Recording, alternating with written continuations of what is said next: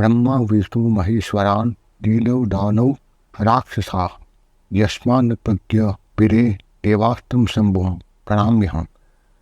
शैवागम अर्थात ब्रह्मा विष्णु महेश देव दानव राक्षस जिससे उत्पन्न हुए हैं तथा जिनमें सभी देवों की उत्पत्ति हुई है, ऐसे भगवान शंभु को मैं प्रणाम करता हूँ। नमस्कार, मेरा नाम है नीरव हेमू और आज के इस एपिसोड में हम बात करेंगे एकादश रुद्र के बारे में। प्रथम हम बात करेंगे शंभु की। इस प्रकार से हर रुद्र के अलग अलग स्वरूपों की मैं चर्चा करूँगा। पिछले एपिसोड में मैंने चर्चा की थी कि भगवान शिव कौन है और आज उनकी एकादश यानी कि 11 को एकादश कहते हैं। उस एकादश स्वरूपों में से जो प्रथम उनका जो स्वरूप है शंभु, उसके बारे में हम चर्चा करेंगे, समझने का प्रयास करेंगे। आखिर शंभु है कौन, या शिव का यह पवित्र स्वरूप शंभु है क्या। भगवान रुद्र ही इस सृष्टि के सर्जन हैं, पालन है और वे ही संहार करता है। शंभु, शिव, ईश्वर और महेश्वर आदि अनेक नामों से उनको पुकारा जाता है और वही उनके पर्यायवाची शब्द भी है, अर्थात नाम भी है। श्रुति का कथन है कि एक ही रुद्र है जो सभी लोगों को अपनी शक्ति से संचालित करता है, अतएव वही ईश्वर है, परब्रह्म है। वही हम सब के भीतर अंतर्यामी के रूप में स्थित है और इसीलिए आध्यात्मिक, आधि भौतिक और आधि दैविक के रूप में उनके 11 पृथक पृथक नाम है। श्रुति, पुराण आदि सब में यह 11 रुद्र का वर्णन पाया गया है।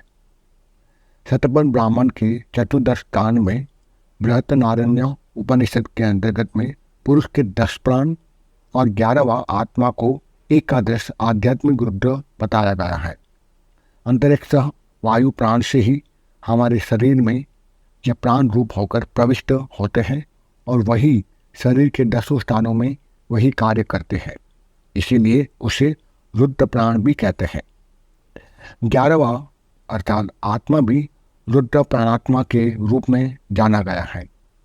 आदि भौतिक रुद्र पृथ्वी, जल, तेज, वायु, आकाश, सूर्य, चंद्रमा, यजमान, पवमान, पावक और सूची आदि नाम से कहे गए हैं।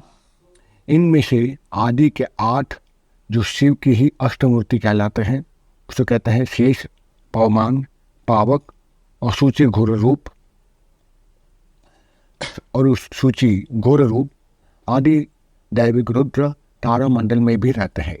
विभिन्न पुराणों में भिन्न भिन्न शिव जी के नाम और उनकी उत्पत्ति के अलग अलग कारण बताए गए हैं। इसी प्रकार भगवान रुद्र की सृष्टि के आदि कारण भी हैं और वही सृष्टि के कण कण में विद्यमान भी है। इसलिए कहा गया एक एवो रुद्र वर्तते न द्वितीय, और ये भी कहा गया है असंख्यात शस्त्राणी ये रुद्र अधिभूम्याम। इस प्रकार एक ही रुद्र है और एक अख्यात रुद्रों के वर्णन तंत्र ग्रंथों में हमें प्राप्त होते हैं, और जिसका अभिप्राय यह भी है कि एक ही रुद्र है जो अधिनायक अर्थात जो मुख्य है, और जो शेष रुद्र है वो उसकी प्रजा है। पुराण में उसकी उत्पत्ति का कारण प्रजापति के सृष्टि रच पाने के असमर्थ होने पर उसने मन्यु अर्थात क्रोध और अश्रु को बताया। हमने देखा है कि शिव पुराण में देवताओं के असुर से पराजित हो जाने के बाद कश्यप की प्रार्थना करने पर कश्यप और सुरभि के द्वारा उनके अवतार का वर्णन मिलता है। शैवागम के एकादश रुद्र का नाम है शंभु, पिनाकी, गिरीश, थाणु, भर्ग, सदाशिव, शिव, हर, सर्व, कपाली और भव आदि नाम से बताया गया है। एक समय की बात है, आनंद वन में रमण करते हुए आदि और प्रथम रुद्र भगवान शंभु के मन में एक से अनेक होने की इच्छा उत्पन्न हो गई। फिर उन्होंने अपने वाम भाग से 10वें अंग पर अमृत मलकर विष्णु को और दक्षिण भाग से ब्रह्मा जी को प्रकट किया। कुछ समय के बाद रुद्र माया से मोहित होकर विष्णु जी और ब्रह्मा जी ने अपने कारण की खोज की, तब एक आदि अंतहीन ज्योतिर्लिंग का दर्शन हुआ, जिसका एक छोर पता नहीं ऊपर की तरफ जा रहा था और एक नीचे की तरफ जा रहा था, और इन छोर का पता लगाने में ब्रह्मा जी और विष्णु जी दोनों ही असमर्थ रहे।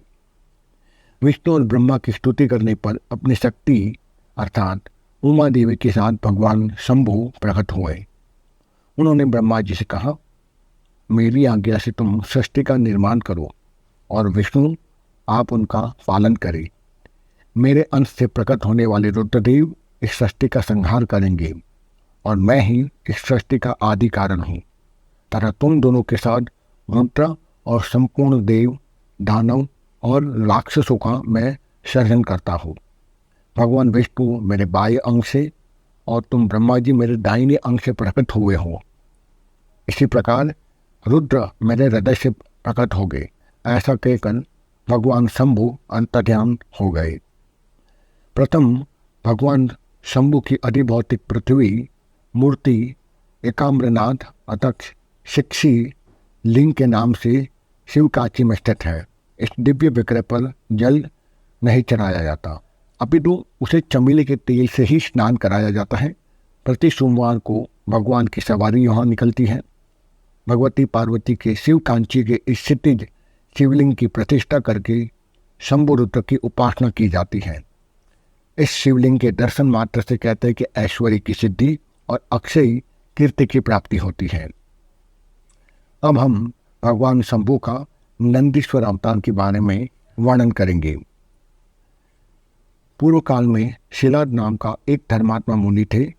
पितरों के आदेश से उन्होंने अयोनिज और मृत्युहीन पुत्र की प्राप्ति के लिए पहले इंद्रदेव की और उसके बाद इंद्र के कहने पर भगवान शंभु की प्रसन्नता के लिए कठिन तपस्या की।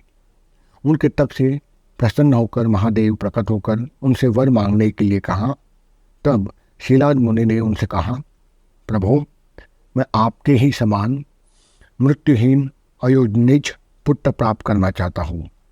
भगवान शिव जी ने कहा, तब भूटान विप्र पूर्व काल में ब्रह्मा जी के साथ मुनियों एवं देवताओं ने मेरे अवतार धारण करने के लिए तपस्या के द्वारा मेरी आराधना की थी।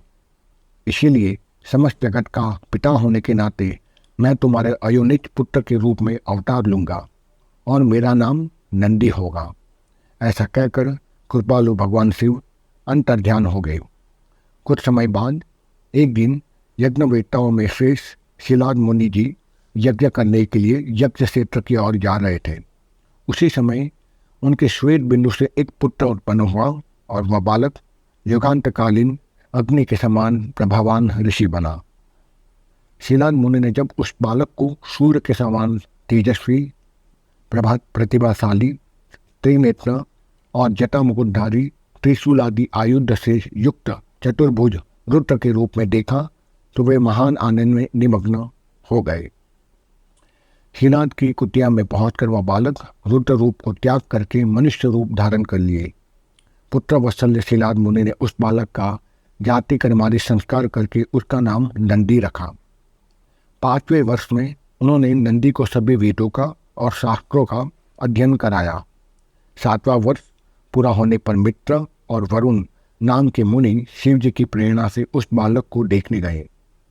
उन्होंने शिलाद मुनि से कहा कि यद्यपि तुम्हारा पुत्र नंदी संपूर्ण शास्त्रों का विद्वान है, लेकिन अब उसकी आयु मात्र 1 वर्ष की शेष रह गई है। अपने पिता को चिंतित देखकर नंदी ने कहा, पिताजी आप चिंतित ना हो, यमराज भी मुझे मारना चाहे तो भी मेरी मृत्यु नहीं होगी। मैं भगवान शंभु के भजन से प्रभाव से निश्चित ही मृत्यु को जीत लूँगा। नंदी ने इस प्रकार कहकर अपने पिता को सांत्वना प्रदान की और भगवान शंकर की प्रसन्नता के लिए तपस्या करने वन की ओर राह निकाल ली। वन में पहुंचकर नंदी अपने हृदय में 3 नेत्र और 10 भुजा और 5 मुख वाले भगवान सदाशिव का ध्यान करने लगे और रुद्र मंत्र का जप करने लगा। नंदी को अपने ध्यान और जप में तल्लीन देखकर उमा सहित महादेव प्रकट हुए। उन्होंने नंदी से कहा, शिलाद नंदन, तुमने बड़े ही उत्तम तप किया है। मैं तुम्हारी इस उत्तम तपस्या से परम संतुष्ट हूँ। तुम्हारे मन में जो भी अभिष्ट हो वह वर मांग लो। महादेव के इस कहने पर नंदी ने भगवान शंकर की बड़ी प्रेम से स्तुति की और भाव विभोर होकर उनके चरणों में लौट गया। भगवान शंभु अपने चरणों में पड़े हुए उस नंदी को उठाकर कहा, वत्स नंदी, उन दोनों विप्रों को मैंने ही भेजा था, तुम्हें मृत्यु का भय कहा। तुम तो मेरे ही समान हो। तुम अजर, अमर, दुख रहित और अक्षय होकर मेरे गणनायक बनोगे। तुम में मेरे ही समान बल होगा और मेरे पार्श्व भाग में स्थित रहोगे। मेरी कृपा से जन्म, जरा और मृत्यु तुम पर अपना प्रभाव कभी डाल ही नहीं सकेंगे।